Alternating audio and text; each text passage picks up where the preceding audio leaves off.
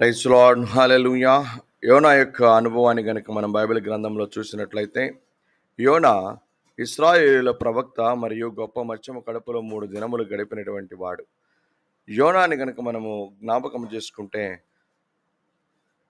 దేవుడు యోనాని నినివే పట్టణానికి పంపుతాడు.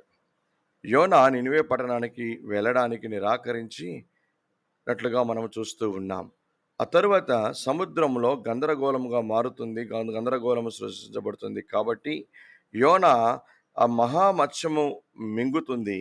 ఆ తర్వాత యోనా మత్స్యము కడుపులో ప్రార్థన చేశాడు అని మనము చూస్తూ ఉన్నాం. యోనాని మత్స్యము నుంచి విడుదల పొందిన తరువాత యోనా నినివే పట్టణానికి తిరిగి వెళ్తాడు.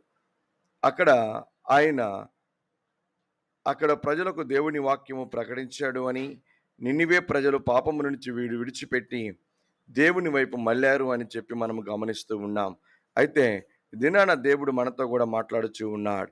యోనా వలె దేవుడు చెప్పినటువంటి కార్యము జరిగించక, ఇదిగో నినివే పట్టణానికి వెళ్ళవలసిన వారు తర్షీషుకు వెళ్ళినట్టుగా, ఆ తర్వాత గందరగోళము సృజించినట్టుగా మత్స్యంలోనికి వెళ్ళి దేవుడు ఖచ్చితంగా ఆ వ్యక్తిని మరలా వెనక్కి తీసుకొని వచ్చినట్టుగా మనం చూస్తూ ఉన్నాం.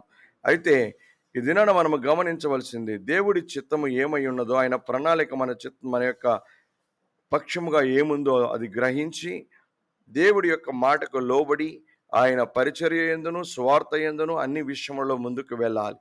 కాబట్టి ప్రతి వారు కూడా ఒకవేళ దేవుడి చిత్తము ఏమిటని నీకు తెలియాలి అనంటే, నీవు ఖచ్చితంగా కూడా నేను ప్రార్థన చేసేవారముగా ఉండాలి.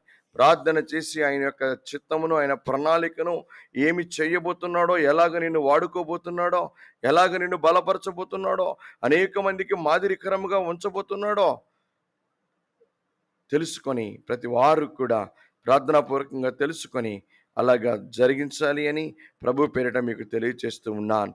కాబట్టి ఒకవేళ గ్రహింపులో లేకుండా ఉన్నామేమో ఒకసారి జ్ఞాపకం చేసుకోవాలని, ప్రభు వైపు తిరగాలి అని ప్రభు పేరిట తెలియచేస్తూ నా మాటలు ముగిస్తూ ఉన్నాను. దేవుడు మిమ్మల్ని దీవించి ఆశీర్వదించును గాక.